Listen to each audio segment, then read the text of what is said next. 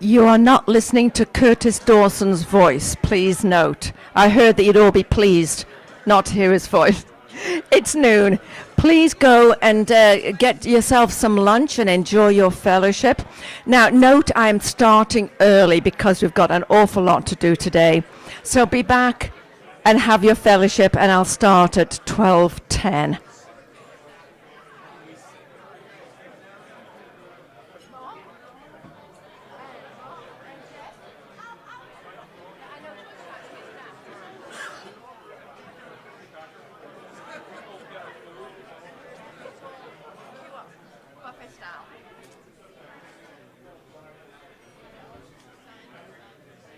Eat now.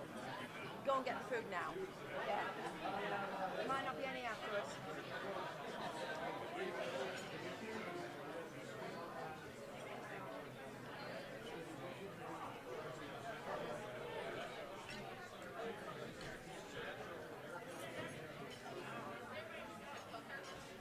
So I brought my wife and son. I'm glad to see them. Is there a reason you brought that? Like maybe you get a special dessert or something? Yeah. You can take your special dessert with you. So where is she? Where's your wife? Yeah, I know. Yeah.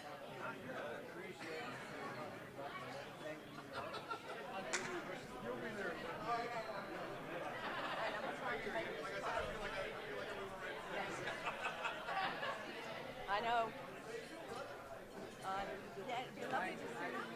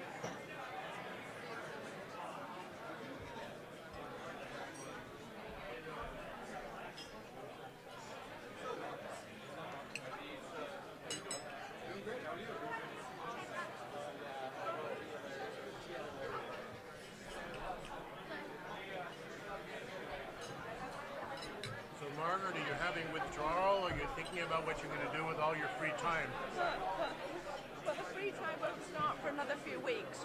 I've got the board meeting tomorrow. I've got the change of administration, but then I'm gearing up to go to Australia. Cool. For how long? Probably about 5 months. I'll be attending Sydney. Well, my daughter's just had a baby in Vancouver, Canada. She's just accepted a new position, a professorship at UNSW starting in August. And so, new baby, new country, new job. Lots to celebrate. Yeah, so I'll be sort of carrying suitcases with them.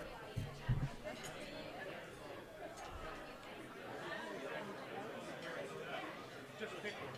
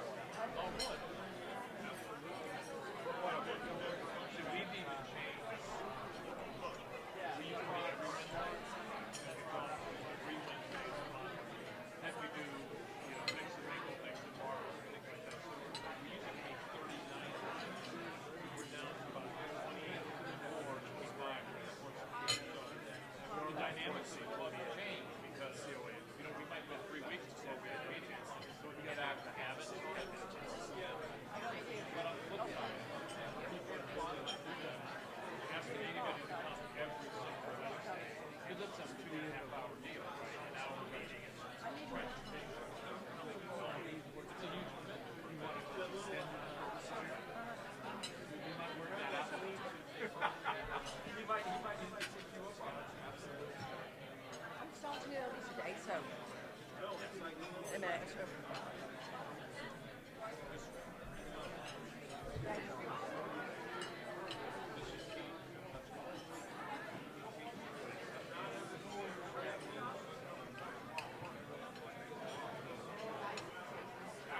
I wasn't looking, but I saw it said which name on it.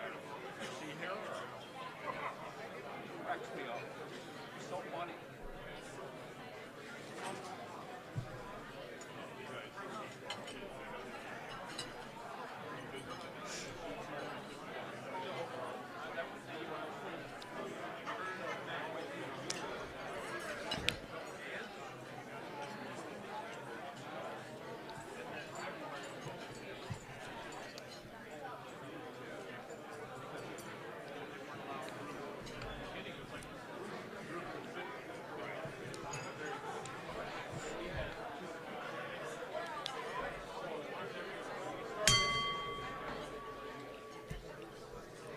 I did note I'd be starting early because we've got a lot to do today.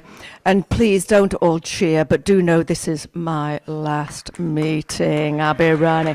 Yay! Whoa! I see you're cheering because it's my last meeting. Yes, I'm sure. Curtis Dawson is up next. Adam English. Adam, you're going to do our pledge and song. Are you here? Good on you. I like your last name, by the way. Adam has been with us since March 2024. He's with Pest Control, Bug Stop, Termite and Pest.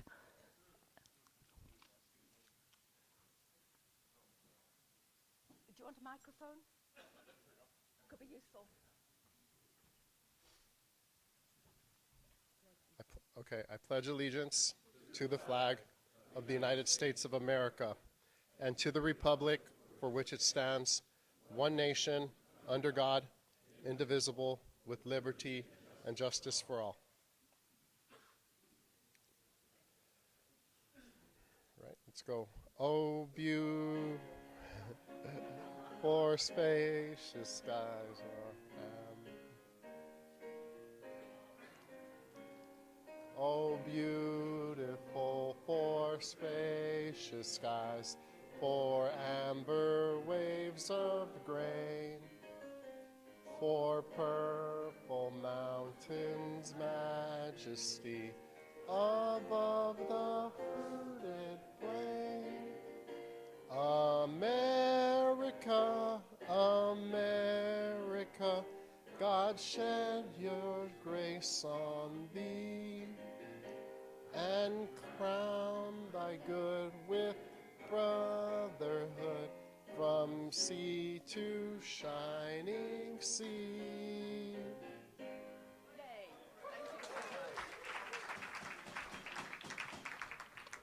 Now, my first order of business is to thank all of the committee chairs and the committees this year who have worked so very hard. This Rotary year has been a different year for us all, and you've done a great job. Thank you. A special shout out to John Harlow. John, are you listening? Thank you for all you've done to keep our registration on task. You've got us through each meeting. And I also want to thank Dan Calm, who's not here, but he made me laugh every meeting. He was our Sergeant at Arms. So thank you to them. Now, the next slide should be, now, it's not terribly clear, unfortunately, but give praise, give thanks. We now have a new photograph taken by David Lex, and it's up there. Thank goodness it's here. We can see our new faces, the new members. I'm thrilled it's there. Now, we might take it down a bit so we can remove the tables and do a bit of editing. But I wanted you all to see it. It's there. We're all bright red because it was a special day. But what a fabulous photograph of us. Thank you, thank you, thank you, every one of you, for being here on that day and being in the photograph. It's great. So I think we can give Dave Lex a thank you, some applause for having taken the photo. And now it's time for the inspiration. Jason Flax. There he is. Come on, Jason. Jason's been with us since May 2022. He's in insurance. He's with Lovett and Touche. So, inspiration, Jason. I was. Nice and brief. Oh. You thought you were my inspiration. Well, thank you. That's all right. Oh, good morning or afternoon or evening for, Yeah, right. you know, across the pond. So my wife gets me this book, and I love it because it goes on right on my coffee table. Coffee table wisdom, right? Who likes coffee table wisdom, right? And this one is a bit from David Tarnowski.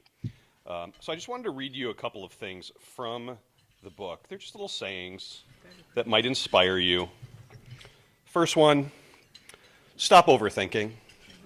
You're the only one who cares.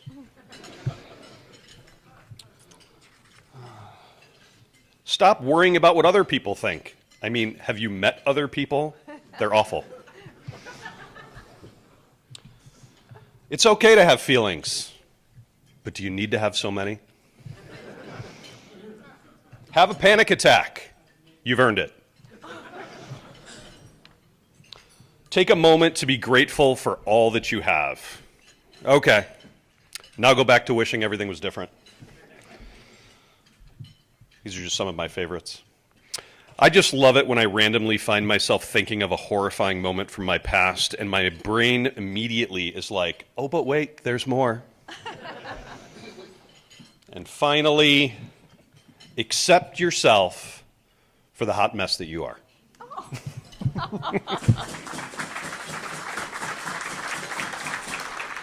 Right, I'm accepting myself for the hot mess that I am, apparently.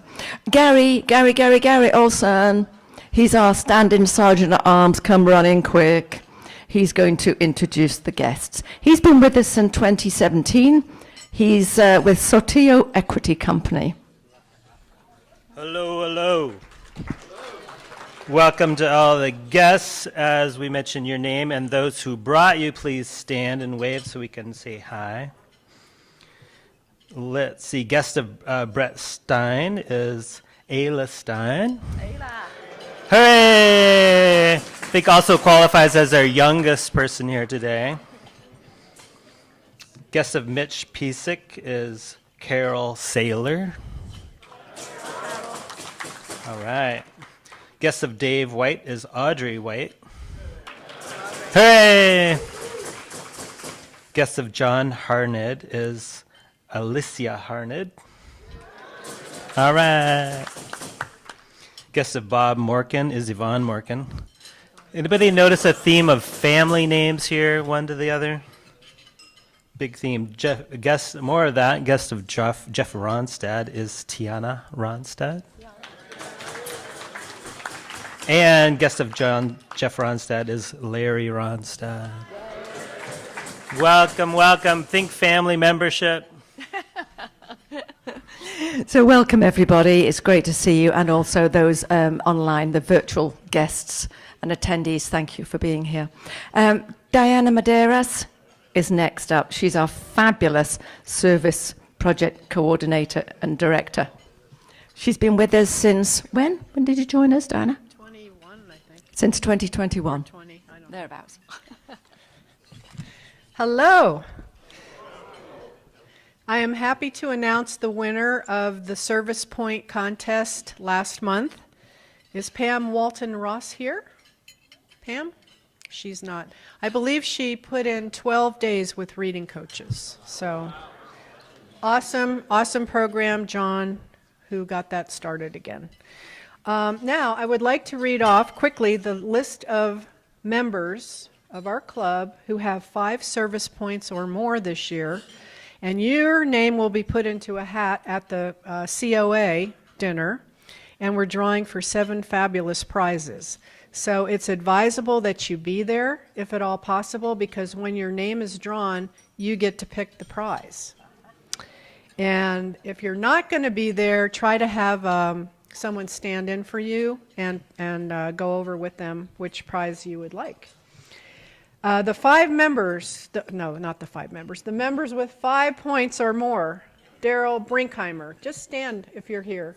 Diana Cannon, I know Charlotte Harris is here. Jen Hoffman's here, and just keep standing. Bruce Jacobs, Wally Johnson, Bobby Larson, Lee Olitsky, Gary Olson, Mitch Pizik, Chuck Sawyer, Rob Tull, Tom Willis, Tamara Wilson, Jeannie Zeta, and Pam Walton Ross. Congratulations. And thank you so much for making our service projects this year such a success.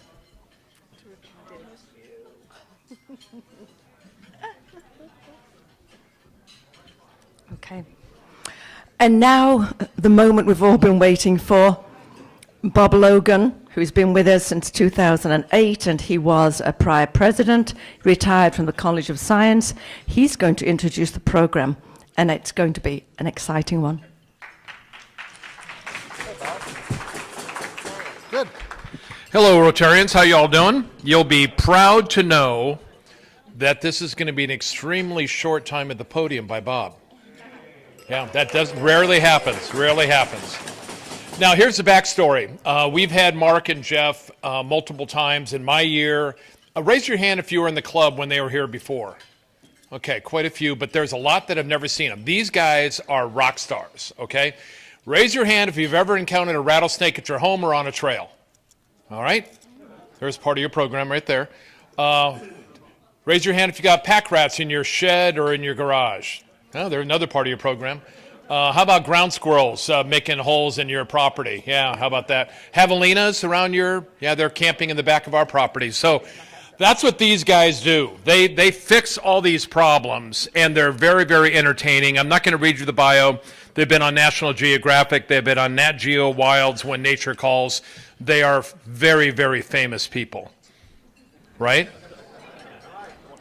Yeah, come on up. And before Mark comes up, I took a picture of his shirt, and the shirt on his back, it says, Animal Experts, Inc. I handle dangerous wild animals for a living. If you see me running, please try to stay up. Please welcome Jeff and Mark Hammond. Thank you so much. If you can hear us, I think Jeff and I are probably going to go down here. We're not ones for standing behind podiums. We're going to be walking around. One of the things I would like to know, every time we go in front of some people, there are people that have phobias of spiders, of heights, of snakes and that. We don't want to come around anybody that has a phobia. And we know they're real. Many times people are embarrassed to say that they have a phobia. It's okay. So we're just going to stay right in this area right here. But Jeff, say something. See if you got mics? Okay. There we go. Everybody can hear me now, right? Okay. Hey, Jeff, let me make one announcement. So we are very short on time. We only have 20 minutes because it's Margaret's last meeting. These guys will stay as long as you want after the meeting to answer. We're going to have a Q&A, but they'll stick around afterwards too. First of all, we want to thank you for being here.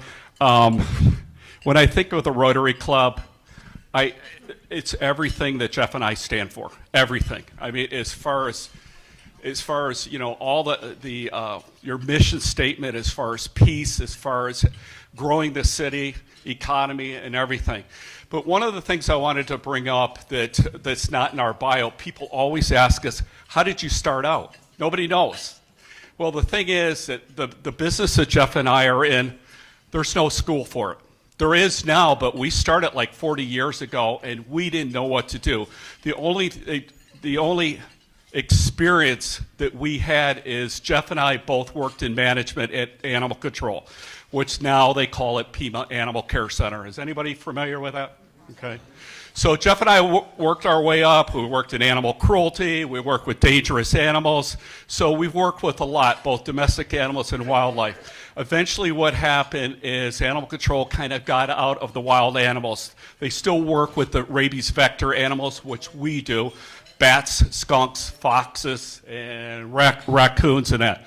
So when we stopped doing it, all of our dispatchers that Jeff and I had, they were saying, look it, there's nobody in Tucson to do this. They're getting badger calls, they're getting coyote calls and that. Light bulb went up and Jeff and I started our business. So when people ask us how long we've been doing this, 35 years. How long have you guys worked for animal control? 26 years? I was 26. and I was 28. And people look at us and they'll say, well, you guys don't look like you're 90 years old. So actually what it was is we started this business while we were working for animal control. And it was a nightmare. It was literally a nightmare until we retired. It was just the two of us. Now we have like 16 people working for us. A lot of them are just contractors because we do a lot of rattlesnake work. And when people call for a rattlesnake, they want us there in 10 minutes, okay? So I'm going to be talking a little bit later on, but you got all these animals here in front. And I'm going to let Jeff take over. I'm going to put a timer on my phone here because we only got 20 minutes. So go ahead, Jeff. Well, we had 20 minutes. Yeah. So, like Mark was saying, we've been doing this for a very long time. I remember I was actually doing a TV interview before one of our series, and the reporter asks, "How long you been doing this?" And you hear my little 80-plus-year-old grandmother in the background go, "He's been doing this his whole life." And I kind of was. I was the one that brought home the pet gopher snake that tried to convince my mother that it followed me home. And God bless her, she did not quell that at all and allowed me to do this kind of thing, even though they're not really critter people beyond dogs. And we find that a lot of our customers are the same fashion. They love to see the animals, but they just don't want to live with them. God bless my wife. I found a woman that doesn't mind that. So what we brought is just real quick, a few samples here. This guy, big guy, Western Diamondback. He is the most common rattlesnake you will encounter here in southern Arizona, although we do have 14 different varieties of rattlesnake that are here that you could encounter. I brought also a gopher snake because they're the ones that are most commonly killed needlessly because they are non-venomous. But you can see they kind of have a similar pattern to the rattlesnake. Now, what I want you to do is look at the gopher snake's head as it kind of silhouettes against Mark's black shirt there. One thing, even if you can't see the tail, if you can see the head, it looks like it tapers right into the body. Hard to tell where one stops and the other one begins. Whereas when when we get a break or afterwards, if you want to come up and look at the rattlesnake, you'll see their head looks like a triangle. It's very easy to tell where their head ends and their body begins. He'll automatically constrict as soon as I do this. He's going to go right around my neck. Yeah, these guys are constrictors, as Mark was alluding to there. Now, what that means is even if you have us come out and quote-unquote snake-proof your yard, that'll keep the rattlesnakes out. But if you have vines next to the wall or trees going over the hanging over the wall, being a constrictor, they are very good climbers. If you think about the fact that they rely on muscle control for their survival. They have to grab hold of things and squeeze it. So that makes them good climbers, whereas I tell people the rattlesnakes, they're kind of built like me, short, squatty, and made to be on the ground. I'm not a good climber. But, it's one of these things where even if someone tells you they're going to snake-proof your yard, you got to... You have to understand that a lot of the constrictors, whether it's the gopher snake or the king snake, which we have one of here, or the coach whips or the racers or the night snakes, all of those are going to be better climbers than a rattlesnake. But the fortunate thing we have about living in southern Arizona, these guys are the only ones that can hurt you. None of the other snakes, like these guys, even if I get people all the time, will they bite? Anything with a mouth will bite if you provoke it enough. I mean, What about the coral snake? From a 3-year-old child on down. But the king snake, the coral snake is a little different. The gopher snake, they don't have fangs, okay? People bring up coral snakes, as Mark did, interrupting my time here. Max length on a Sonoran coral snake is about, I think the biggest one on record is 22 inches. Most of the ones we see are maybe 14 inches. And the most common thing people ask me when they see one is, which end is which? Because they are just long and narrow. Their mouth, I've actually, and I do not recommend this, I've actually picked them up and had them strike in my hand. They can't open their mouth big enough to bite you. Maybe if they got the webbing between your fingers or something like that. So again, they're not a problem here. Now, For snowbirds, you go back east. Yes, the eastern coral snake is nothing to mess with. They get much larger. But ours here, I tell people they've got a terrible venom. They've also got a terrible delivery system. So all you got to worry about is the rattlesnakes. They Ask him how to identify a coral snake. That's his famous story. Everybody's heard the little poem, and I don't know if I've got a mental problem. Kill a fellow. I can never remember that. So the way I use, and it does not fail me, is I absolutely can't stand the Pittsburgh Steelers. So anytime black touches yellow, it's a bad thing. So feel free to use that. Wait a minute. Please raise your hand if you're a Steeler fan. See? You just made an enemy. How many other Steeler fans are there? All right. There you go. Yeah. We got 3 enemies. So, Oh, there you go. That's okay. My brother's a Steeler fan too. That's why I came up with it. But yeah, it's one of these things where, like I said, we have 14 different rattlesnakes in this area. Some of them are a little further north, but within an hour's drive of here.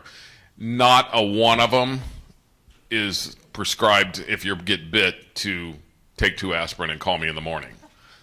No aspirin, no first aid. God forbid, do not try to cut it open and suck the venom out. You won't get anything out. They all require medical intervention. Mark's been bit a couple times. It is not fun. It is painful, and it is very expensive. To the tune of, he had one that was $313,000. And he didn't even get a good time of, a long weekend. They kicked him out, what was it, 48 hours or something like that? Yeah, for what Arizona Poison Control said, they know me by name now. If I've been bit 3 times. My metabolism is different from everybody else. Most people that are bitten by a rattlesnake, they go in and they want to die. That's all they want is morphine, and they want to die. I really took morphine at all. I don't know why, because the pain, they say that the way the pain is, from Jeff and I, we've interviewed hundreds of people that have been bitten by rattlesnakes, and they said what it feels like is severe burning, almost like putting your hand on a hot stove. Have you been burned? And then the other thing is, and then take your burned hand and slam it in a car door. I've never felt that before, but most people do, and so I don't recommend it. If you don't have the tools and the knowledge to handle them, call somebody like us, and we'd be more than happy to do that. Mark and I, we have been dealing with rattlesnakes all throughout our time in business. We have the contract for Tucson Fire. Sorry, ladies, if you call the firemen, you won't get a fireman showing up. You'll get us. Ain't nobody making a calendar about me either, so. But we do Tucson Fire, we do Northwest Fire, so we literally get snakes daily. And the most common thing people ask, well, in the wintertime, I don't have to worry about them. I have picked up rattlesnakes on Christmas morning. Okay, we don't ever get that cold here that they just don't appear. They'll be in your garage hibernating, and it's kind of a quasi-hibernation. They'll come out on a warm day, they'll sun themselves, and that's when you'll encounter them, because that's when everyone lets their guard down. So always be careful. There's never a time when you don't have to worry about them. They like being out on the asphalt and things like that. That's why we actually got involved, and I've got some cards up here if you guys are interested. We do rattlesnake avoidance training, and we think we're the best ones to do it because we get fresh rattlesnakes all the time. The snakes that we use for a class, we muzzle the snakes. Yes, we do. Mark and I get together and do that just to keep everybody safe during the class, and then we return them to the wild.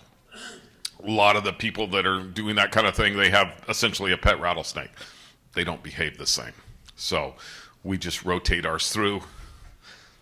You are legally allowed to own 4 of every species of rattlesnake in the state of Arizona with just a small game license that you get from Walmart. And doesn't require education, doesn't require anything. So that's a time for a whole nother discussion.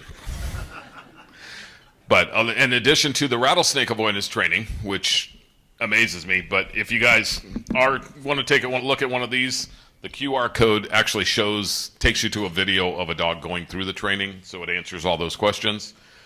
The other venomous thing that we have here is the Sonoran toad, Colorado River toad. This guy is venomous. This guy is poisonous. The difference being he has to bite you, whereas a poison, you have to consume it. Now, there are studies out that show these guys are responsible for more deaths of dogs than rattlesnakes. And some dogs just, I told one of my sons we were going to have an intervention because his kept going after it. Yeah. So a lot of dogs will just continue to go after it. They don't learn from almost dying. What it is they have a gland behind each eye and one on each back leg, and when they are stressed, they secrete that poison. It's kind of a milky white toxin. There's nothing quite as stressful to a toad as being inside a dog's mouth, so you can understand why they would secrete that poison. On the other side of it, it's said to be 100 times stronger than LSD. And we do have people that black market come and harvest those and use them for nefarious needs. And yeah, I've done a lot of things in my life. I have never been tempted to you have. lick a toad. You know, there's literally deaths every year from people that are consuming toad toxin. Another conversation also. Now for my favorite desert creature. This is Dinah, named by my granddaughter. She is our educational Gila monster. And if you take a close look, Dinah's only got 3 legs. Well, she's got 3 feet. She made the mistake of stepping on a rat trap and cut off the circulation to her foot long enough that the veterinarian had to amputate her foot. So she actually lives in my living room. She's got a nice big tank, and my granddaughter adores her. She drags her little table over next to the tank to have lunch with Dinah. And I wanted to name her Peggy, but my wife thought that wouldn't be politically correct. But, you know. But they are the coolest creature. They have made several adaptations to living in the desert. All you gentlemen my age and older, you can appreciate this. They can go 30 days without going to the restroom. Think about that when you're getting up during the night.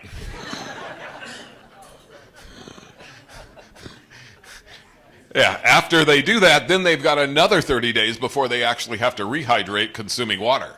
So they are fine-tuned to living in the Sonoran Desert.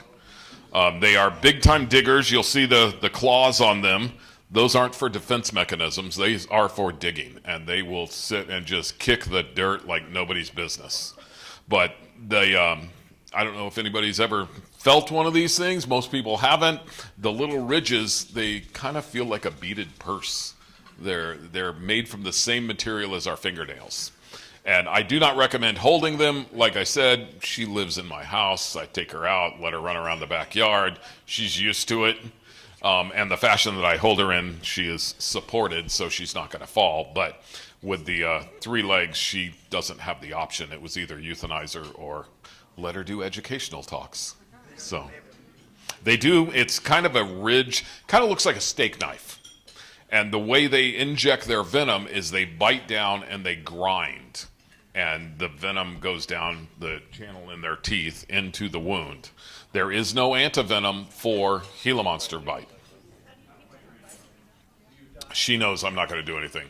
There was one case, maybe 6 months ago, I think it was on the news, where they said a gentleman had died after a Gila monster bite, but they also said he had several underlying health issues. Before that, we're talking over 100 years before they are saying that a bite contributed to that. It's extremely painful. You will have a phenomenal amount of swelling. My wife was actually rehabbing one and did get bit. And yeah, her arm wasn't right for about 3 months. So I don't recommend it. They just want to be left alone. I have a friend that works at Poison Control. She tells a story about a gentleman that was out at the Saguaro National Monument East, and he saw one and decided he wanted to get a picture of it as it went into a bush. He took it by its tail and pulled it out of the bush. It went back in the bush. He took it by its tail and pulled it out. Third trip, it took the tip of his finger off. because once they bite down, they will just continue to grate. And like I said, it looks like a steak knife, and they will go right through the flesh. So. One of the things that I wanted to say about Gila monsters is we screen our calls on a lot of things, meaning that when you call us, sometimes we don't have to go out. Gila monsters are very slow moving. So when they call up, the first thing that Jeff and I ask, or anybody else that's answering the phone, is, do you have kids? No, don't have kids. You got grandkids? Yeah, but they live in Chicago. Do you have dogs? No, I don't have dogs at all. All right, this is what you do. You gonna come over? What are you gonna do? I'm gonna say, get your camera out and take some pictures. Because they're very slow moving. Even if you're on your back porch and you don't even have sandals on or anything, they are not going to come up and bite your toes. So the thing is, you have to provoke them. Before this started, somebody asked, how did you do that? You know, pick these up, Jeff and I. Well, the thing is, we're not threatening them and we're not provoking them, and we're not going to ask you guys to do it either. But sometimes we don't want to move them. Game and Fish doesn't want them moved. U.S. Fish and Wildlife doesn't want them moved. And so if we do move them, we have to keep them pretty much in the same territory. Sometimes you could just take a shovel, you could push them on with a broom, put them in a 5-gallon bucket, and then just go down to a wash that's close to your house, you know. This happens also, too, with other animals. Right now is the season. Are you done with your stuff? I just wanted to add one more thing. Unless you have glass walls, you're not going to keep them out of the yard. They can climb straight up the wall. And I've literally pulled them out from under the eave of a house before because they'll go right up the stucco. So. Somebody, while I was walking around, somebody asked me, how come you don't have any gloves on? Why is that toad not doing anything to me, but it will kill a dog? I think Jeff mentioned that more dogs die from toad poisoning than rattlesnake venom. The thing is because it's on my hands right now, but it has to get into my mucous membranes. I either have to put my hands in my mouth, put my hands in my nose, or put my hands in my eyes or something like that. And a lot of people, if what Jeff was talking about earlier, there are people that come from Africa, Europe, Asia, at this time of the year during the monsoons that come here and melt these things. But what they do is they smoke it. The stupid people, what they do is they lick them, and that's how they end up in the hospital. Toad lickers, right? What's that? You said the stupid ones will lick them. The stupid ones will lick, yeah. So before you guys mention, because we're running out of time here, so I'm going to kind of run through things really quick. If you go on a hike, I love Tucson, I love Arizona. That's why I love the Rotary Club, because you guys love Tucson. And I know you want to promote Tucson, you like the peace here and everything. But the thing is, we got problems with animals here. So when you go for a hike, what animal are you most concerned about? The animal that could probably kill you. What's that?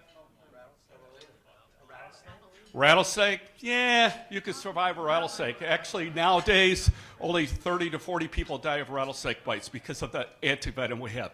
Anything else? Bears? Mountain lion? What else? Who said mosquitoes? Yeah, mosquitoes. You did? You're getting pretty close. What's next to mosquitoes? It's pretty much the same size. Huh? Bees. More people die of bees than anything. This is what Jeff has showed you right here. You get that on. If you go for a hike, most people, if I ask people, are bees aggressive? You guys remember 20 years ago when the Africanized bees came here?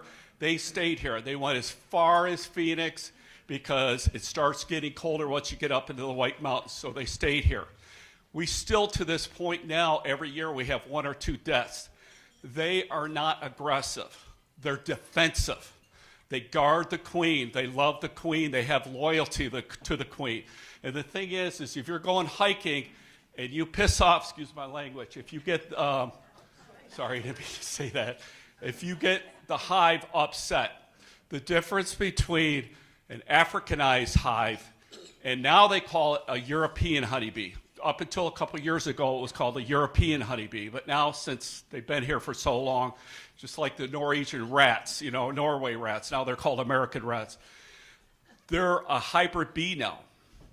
They've actually crossbred with those. But the same thing is what happens is with the Africanized bees, if you get an upset the hive at all, they'll go in and alert the hive, and they can bring out as many as 1/3 of the hive. And if you got 20,000 bees in there, do the math. You got 7,000 bees coming at you. If it's an American bee or a European honeybee, you may have just 30 or 40 bees going at you. Are you going to be able to survive having hundreds of thousands of bees coming at you? Yes, you can. What Jeff just showed you right there is with bees, they go for your face. I don't know the term behind that, why they don't like when you exhale carbon dioxide. That's what bothers them. The thing is how you survive. The farther you get away from the hive, the less of a threat that you are. They usually say that you got to go about 100 yards before all the bees are just going to retract back. So if you put one of those on, you're fine. If you don't have one of those on, they used to tell you, Jeff and I, we used to hear all these different things. They'll say, throw your shirt over your head and start running. Well, what are you going to do when you got a swirl in front of you? Yeah, right. Get hit with a swirl. I mean, you can't go blind running into the desert. So the other thing is, too, is when you're running, you got your mouth open. You got bees going in your nostrils. You got bees going in your mouth. They get into your ears and that. But you put one of those on, they're fine. The thing is, Jeff and Mark, you just You about can run get out these- of time. And you can't see me hovering behind you. No, what's that? Last sentence, because we got to Fine, get, yeah, fine. sad. Amazon. Amazon. They're like $4 or $5. I put them in a little fanny pack when I go hiking, but I do advise everybody to get You know, those. it's a head net. a head net on Amazon. No advertising going on here. Note. Yeah, mosquitoes are killers. I mean, literally they are. Look, thank you so very, very much. And we've even run out of time for questions. They will be here at the end. They're waiting. All right. So, fabulous talk. What a way to end my times here. Wonderful. Thank you so very much. And in your honor, we actually have a book. Interestingly enough, it's one of my favorite books of all times, Cactus Hotel, and you two are going to sign the book. It's going to go into the Make Way for Books library. Two things. One is we support literacy. We've been doing it for years. It's our great focus. And David Lovett, wherever he is the president of Make Way for Books, and he's one of our members. So you're going to sign.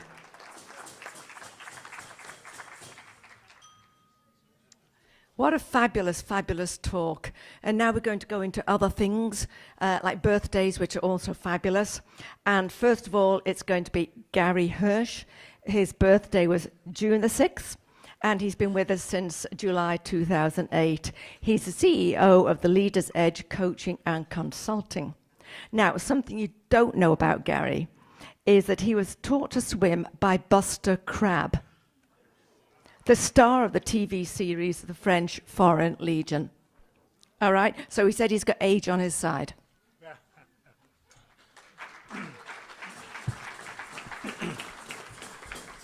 Thanks, Margaret. I wish Bob Schaff were here so I could thank him for sponsoring me into the club. What a gift he gave me. Candy and I have recently just been reminded of how short and fragile life can be. And if we can make a difference in this lifetime, isn't that really all we can hope for? And so what an amazing place to be for a person who would like to make a difference. Thank you for the privilege.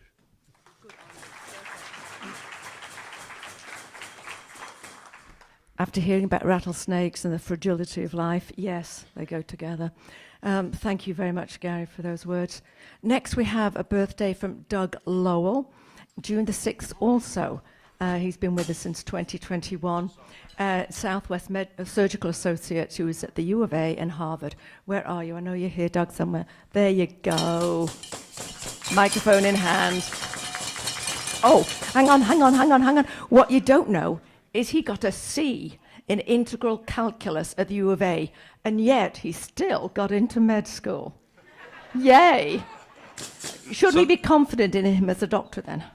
So that gives you an idea what pre-meds worry about.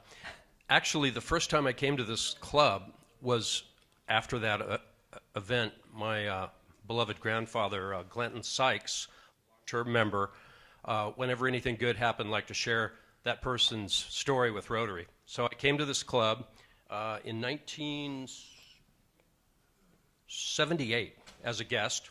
And the next time I was at this club was in 1995, also as a guest of Don Shropshire and an ex-president who was a grateful patient who brought me in and gave me a Paul Harris Fellowship.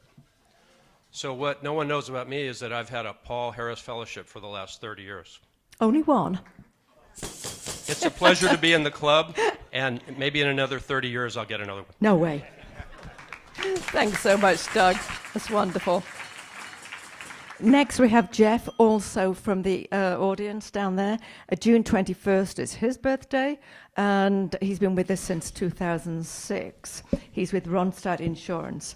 Now, you don't know about this, but he is the chapter advisor to his old fraternity, Phi Delta Theta at the U of A. Thank you. So first I want to thank my dad for forcing me to join this club. He was right. It's a great club. And I want to thank Don Rollins for being my mentor. And I don't know if Don's here today, but he was an outstanding mentor. So thank you, Don, wherever you are.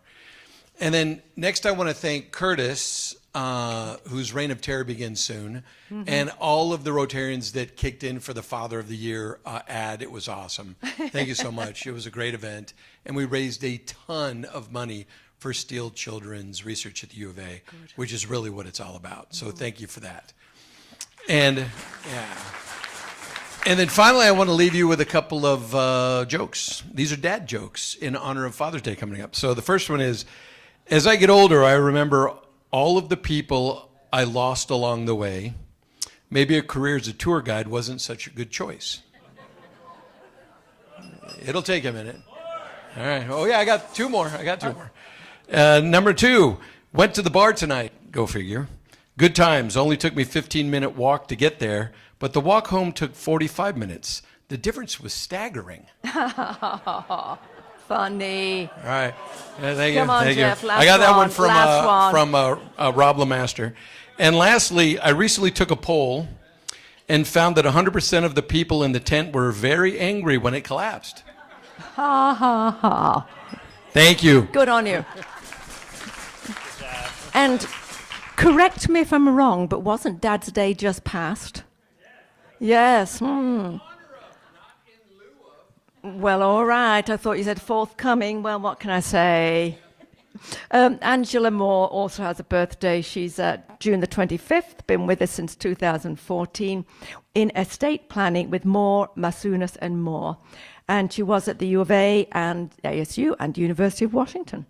Now, she just completed, she told me, a 5K on June the 1st, 2024. Thing is, she didn't say what it was a 5K in. Was it swimming? Was it walking? What was it, Angela? It's definitely the jogging and walking downtown Tucson.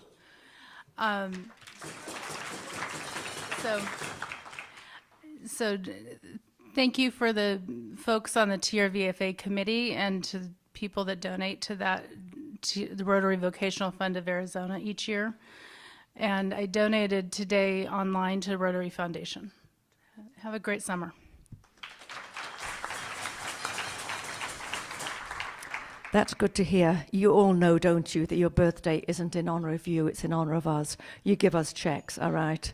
Just keep that in mind. And Monty Clausen, June the 29th, he's been with us since 2003, even longer than I.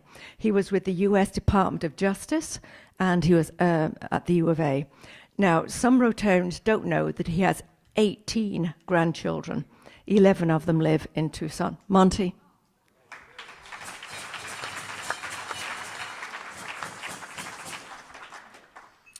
Thank you.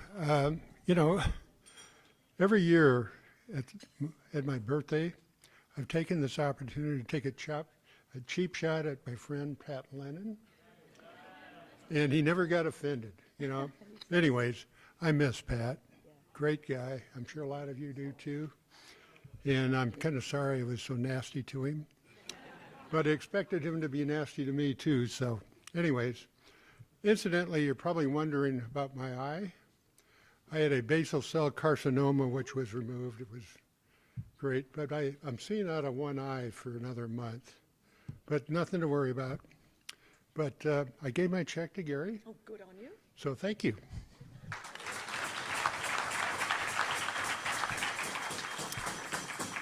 I'm sure that Pat Lennon, wherever he is, would not have been offended if you'd taken a cheap shot at him today. He would have applauded live continuing. He would. So happy birthday to you all. And now an introduction of a new member. Joni Condit is going to do the introducing. Joni is a prior president with us from 2011 to 12, and she's been with us since 1991. Really?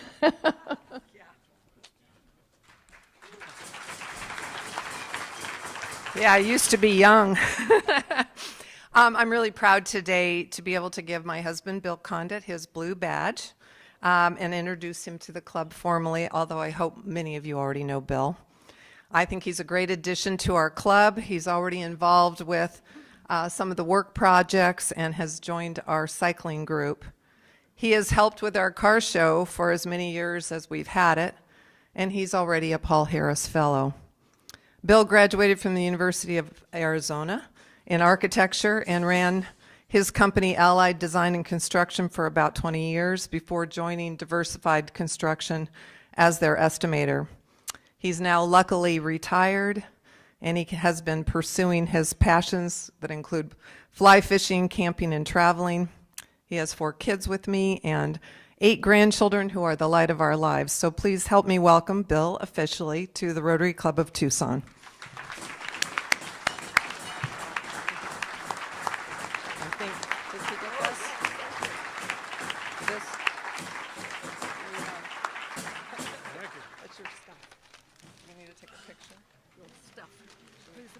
He's the photographer. Stand next to Margaret. You got it, yeah, you got it. Between us. Thank you. Welcome. Thank you. Good to see you. Really is. Thank you all. You've been very kind to me, even when I wasn't a member, but as I've become a member, this is a great group. I really enjoy it. Thank you. Thank you, Joni, for bringing Bill into our orbit. Absolutely fabulous. And now we have a Paul Harris presentation, and Joe Daniszewski is doing the presentation itself.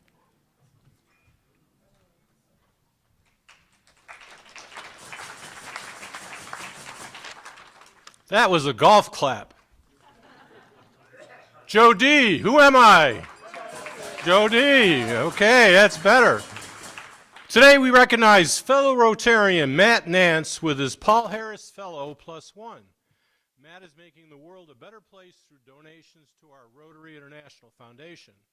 Like other Rotarians, he is taking advantage of the unique position we have in Rotary to connect with other Rotarians throughout our community and the world. To clarify, an initial Paul Harris Fellow indicates a total donation of $1,000.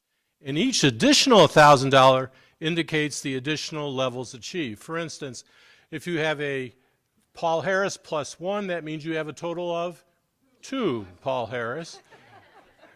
If you do Paul Harris +5, you have a total of 6. Somebody's math is kind of interesting over here. So, an 11-year member of our club, Matt hails from Morton, Illinois, which is probably known as the pumpkin capital of the world. Hot dog, right? He and his wife Sandra have 4 children, 2 grandchildren, and together they enjoy the outdoors, camping, backpacking, and fishing.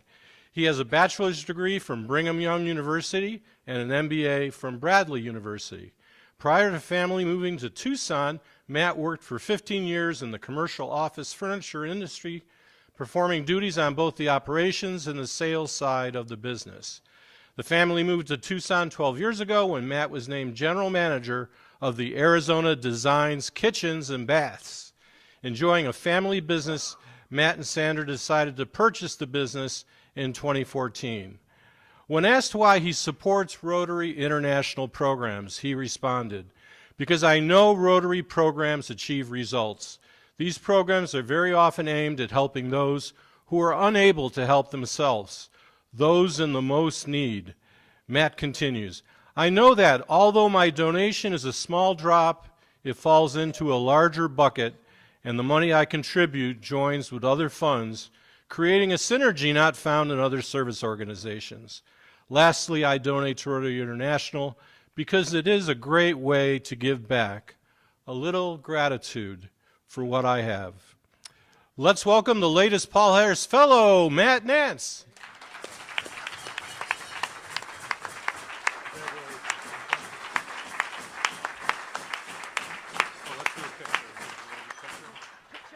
Anytime a photo, anytime. Yeah, you're not going to have to worry about that.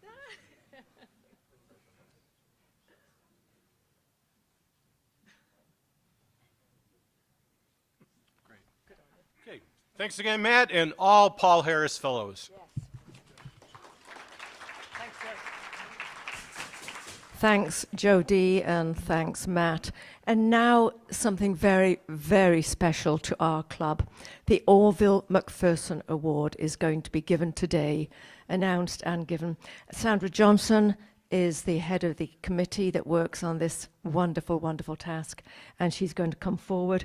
And then Darryl Stewart and Shah Harris are going to be here as well. The Orville McPherson Award is given to somebody in our club who is exceptional.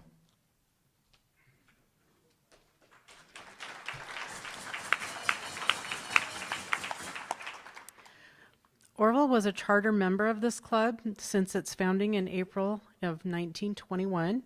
He was the first secretary and active in the initial efforts to start Rotary of Tucson. He received local and national recognition. His many accomplishments included assisting with the establishment of Tucson's municipal airport, our Veterans Hospital, along with being named Tucson's Bicentennial Man of the Year on his birthday in 1976. This award will be given to a member of the Rotary Club who best exemplifies the ideals of Rotary. The recipient should be someone who consistently goes above and beyond, giving 100% to make Tucson Rotary Club a very special place. With that, I would like to invite Charlotte Harris and Darryl Stewart to come up and present the award.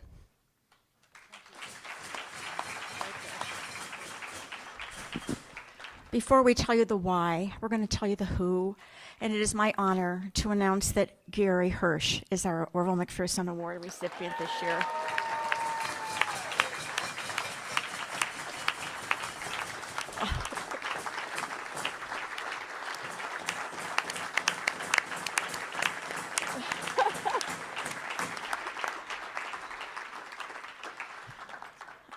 Gary has been committed to and dedicated to many Rotary activities, including his 15-year commitment to the District 55 ride to end polio. During those years, he has and continued to hold leadership positions, including maintaining the ride's website, being editor of the ride's newsletters, maintaining the email list of participants, obtaining the location, and leading our indoor ride with specially chosen music, and 3 times stepping up to be chair of the activities and the events of the ride when the chairmanship has changed, when no one else has stepped up.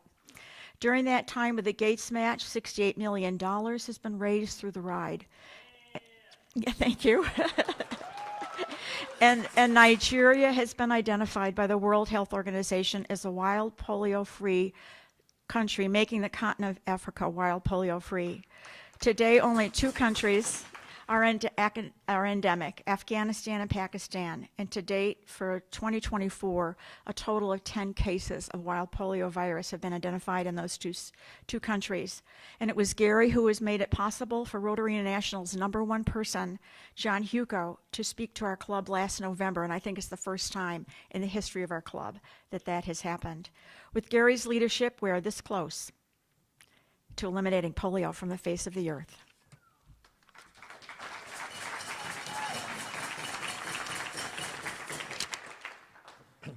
See if I can read this the way Gary wrote it.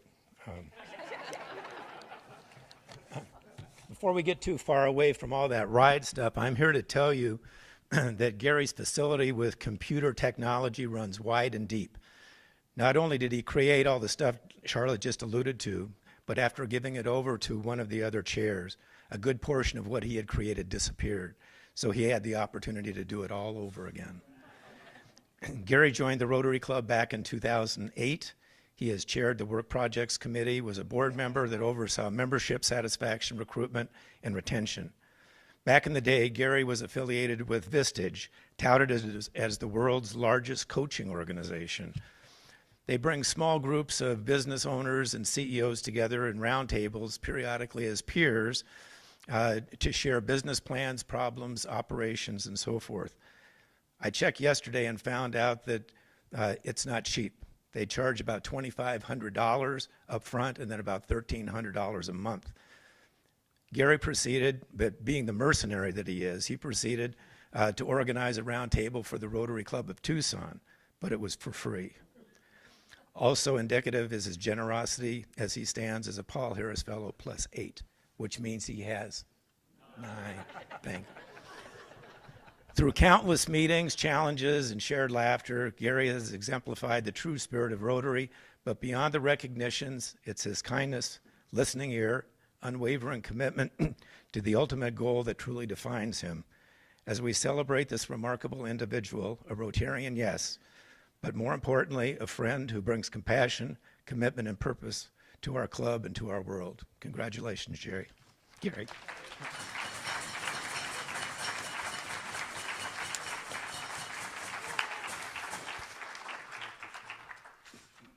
There you go, boy guy. Congratulations. Thank you. I guess am I supposed to say something? You already had a birthday say. I don't remember the last time I didn't know what to say. I mean, if there's one thing that you learn in this club, it's humility, because I'm among giants here. But I mean, how can you not be amazed at an organization that helps kids learn to read, that raises tens of millions of dollars to end disease, and that can bring warring tribes together in Kenya as a work project? I suspect there's a lot of people in the room who would be deserving of this award. I never really expected anything like this, but thank you for your recognition, and I look forward to another 10 years here.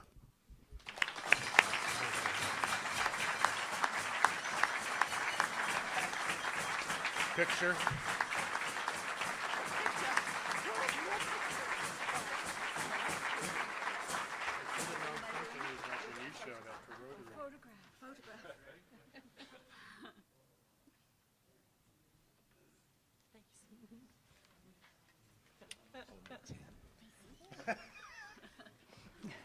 It brings tears to my eyes to know that Gary has received our ultimate award.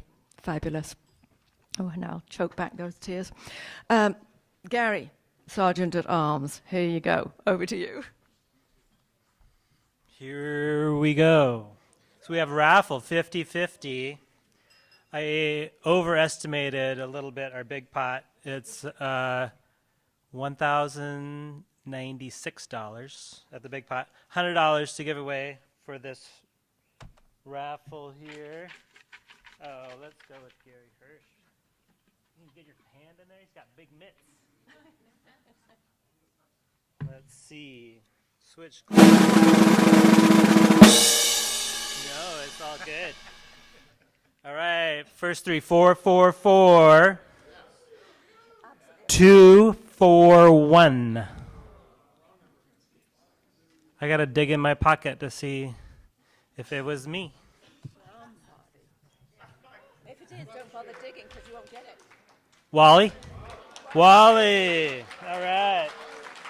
Got $100 for you. You guys want to guess who our top ticket seller in the club is so far this year? Wally. So this game is called the King of Clubs. There's the King of Clubs right there. We're going to shuffle that in. Taking a little more time out of our precious meeting here. Let's see. Almost. That means a no. All right. $100.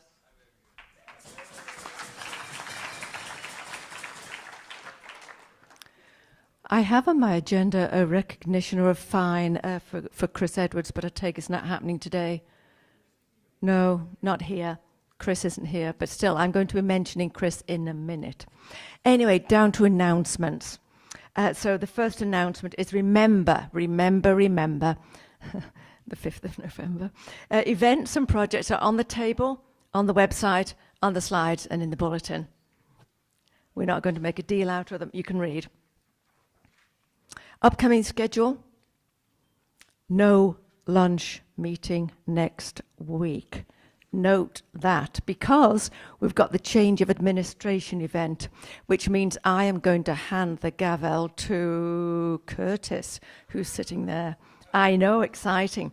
Now, it is important, absolutely important. As you can see, the meeting is on the 29th at 5:30. You've all received information, but you must sign up by the 24th. You must sign up, or there's going to be a huge penalty of $3 per person imposed by the Omni. But please, I want to see everybody from here there. And do remember, this is going to be where the Service Project Awards are given as well. So there's every impetus for us all to be there. So please, please, please go. Now, I mentioned Chris Edwards. Chris, he makes me laugh every time I see him. He really does, especially in those snakeskin boots that he wears. He is sponsoring the COA. Yeah, I know, it's fabulous. It's the first time we've ever done this, but I asked him because he makes me laugh, and I said we can have fun. So he said yes. So he's going to sponsor the COA. So please let us support Chris by going there and letting him know that we appreciate him. He's fabulous. Next thing is we have Tucson Lifestyle. There should be a slide about that. Okay, we've passed the gavel. All right, next one. Okay, so in Tucson Lifestyle, there was an article and photographs about our car show. So do take note, go and read it, and realize that we are a known entity in town. And for those that don't know, we raise, give or take, $200,000-ish per year for our nonprofits locally. It varies, obviously, but between 175 to 225 per year. It's a big deal. And there we are in the Tucson Lifestyle. Now, the next thing is several things, actually. We have won, as a club, a district award.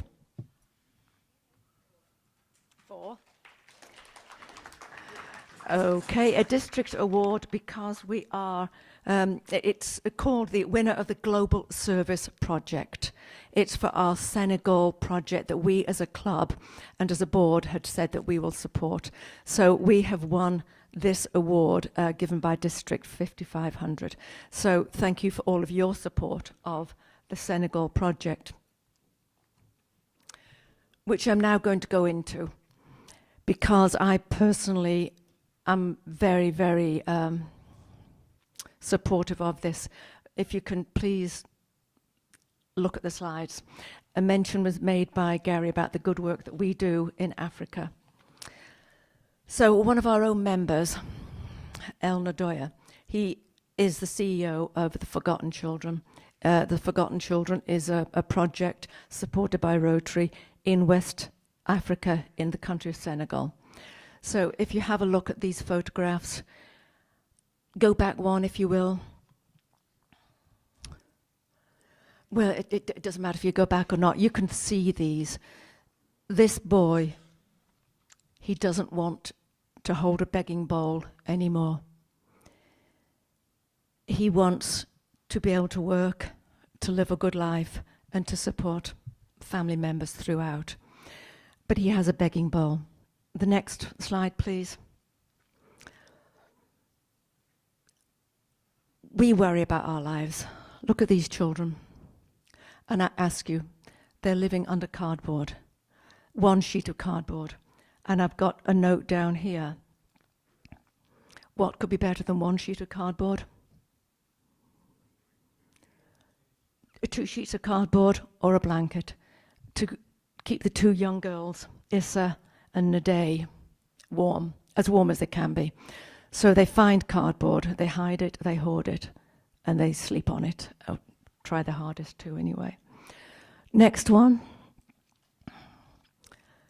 He wasn't and didn't ask to be born into this life, but he's living with all of the consequences. I have other slides which I could show you. There's one of Bali, who I speak about, who you can see digging into a rubbish bin for an apple core or for a mouldy piece of bread. I mean, it really... Starving and homeless children should not exist these days. They really shouldn't, and unfortunately they do. So I didn't want to make an ask to our members until we as a board and a club had formally approved that we would support this program. And we're going for a global grant. It's a big push. So I'm asking, today's going to be a big ask day, unfortunately, for me, having to ask, but not for you who can feel good by donating. I would be thrilled to know that we as a club have individually, we as individuals in the club, have donated to the ForgottenChildren.org. It's a local 501c3, which means that it can be possibly individually tax deductible. The ForgottenChildren.org. So if you can possibly individually donate, I'd be absolutely thrilled. Excuse me. And the next ask is the annual fund. I was advised just recently that we, as a club, have given less than the expectation of $100 per individual. Apparently it's for the Rotary Foundation, the annual fund, they expect $100 per person, so it's every Rotarian every year. And apparently this last year we have given only $48. I was advised the other day, $48 averaged across, but as individuals. So please, please, please consider a donation before June the 26th. Now, to make you all feel good about this, you've just heard about Paul Harris's, and we apparently have got enough recognition points such that we can give you $1, you will receive $1 for dollar for your donation, which means that if you write a check to the Rotary Foundation for $500, let us say, then there are enough recognition points to give you another $500, which means 1,000, which means Paul Harris in your name. So that's an incentive for you to give. But this year is the lowest of the numbers that were given to me of the most recent years. So please, please consider giving to the fund and make the check to the Rotary Foundation. And I have my checkbook here with me today. I will be writing a check at the end of the meeting today. So please give. Now, Shah asked me to make sure that I do read these next words, and I'll try and make it brief. The annual fund donations are held for 3 years, where the interest on that money provides funding for Rotary Foundation expenses, and then 47.5 cents of every donated dollar is sent to the District Foundation to provide money for projects for our District 5500 Rotary clubs. So it's a circle. We give money, goes to the annual fund. Some of that comes back where we can use the monies for our various service projects. And the rest of the money stays with the International Foundation for international projects. So basically, you're giving money at this moment can get you a match in recognition points and possibly closer towards a Paul Harris. It means that your money goes to help international projects, but the money comes back to us and helps our District 5500 projects. So they are my 2 asks of the day. At a personal, individual level, please support the Forgotten Children. And for a Rotary, if you could please, please support the annual fund. Make the checks out to the Rotary Foundation. Thank you. I'm afraid to say I just can't help but have tears in my eyes whenever I think about the Forgotten Children. Next, there's a Happy Jackson for me, because I've welcomed a new bonus, as I call them. Her name is Mylese, and there she is. She was born in Vancouver after a torturous birth and 12 days overdue. She's fabulously placid. While I was up there, of course, I went to Rotary meetings where they pay $53 per meal, plus thousands in annual fees. I did check all that out while I was there. And, and 53 Canadian dollars for a $53 Canadian meal. And I received this.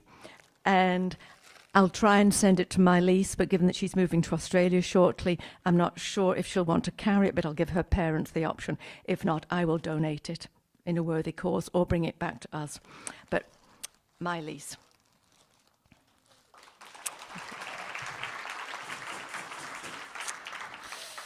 I'll give you some money for the Happy Jackson as well at the end. And Robert Happy Jackson also.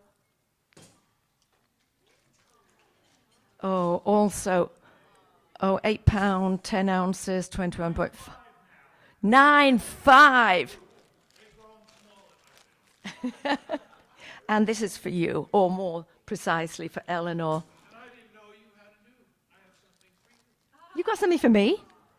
Surely not. Why are you all laughing? What is it? Oh! Can I raffle the cigar off? Because we didn't know who she was going to be, so I have another check for her, Paul Harris. Wow, it's fabulous. For putting up all these years. Oh my gosh. Another cigar for you. Would anybody like to buy this cigar off me? No takers. No takers for the cigar. Nobody would like to buy it, and somebody's got their hand. Oh, yay! Good on you. And how much are you going to pay for the cigar? What? We'll go for 20. Why not? Yeah, $20. I'm not sure how much cigars cost, but that sounds like a reasonable number. All right, fine. It's yours. In a minute. Now, I can't end my time without a joke. I haven't quite ended it, but I mean, you have to have a joke from me. So I'll just, you nearly took my thunder earlier on, and I was thinking, no, quit this. Those who jump off a Paris bridge are insane.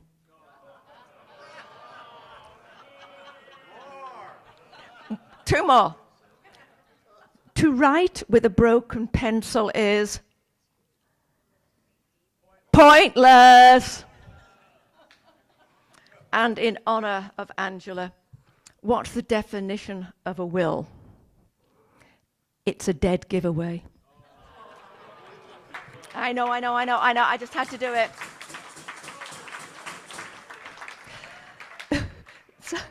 Now, consider coming to the change of administration as a way of buying me out of my position and you out of the jokes. You won't have to listen to any more from me. Exactly, that's what I think too. Now, I want to thank all of you and our virtual guests for coming today. Hope you enjoyed the meeting. And welcome to every guest who hopefully will become a member. Please, blue mugs are on the table. Make a donation to our U of A and our Pima Community College scholarship students. Remember, that's how the money gets to them. Happy birthday to Gary, Doug, Jeff, Angela, and Monty. I don't think I've had 5 birthdays in one go at any time over this year. Welcome to the club, Bill. Huge congratulations to Gary.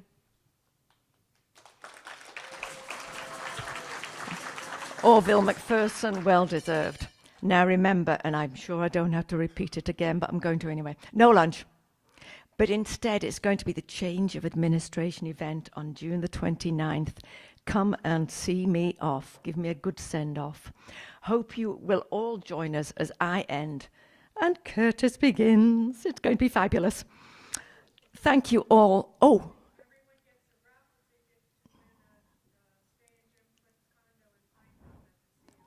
Everybody that comes will get a raffle ticket, like a door entry prize thing. And then if you win it, you can stay at Jim Click's Pine Top condo. All right, got that? Got it down in big letters? If that doesn't make you come, nothing will. Thanks, Diana. It was a memorable Rotary year for many, many reasons. So thank you all very much. It was truly an honor, truly an honor. Jason Flax, you're up again, toasting and adjourning us.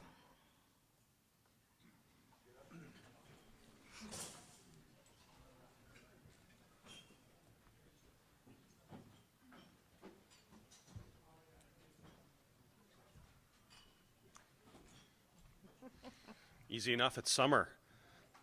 There you go, Mitch. Be grateful for what you have. You never know what each day is going to bring, a new adventure or anything else.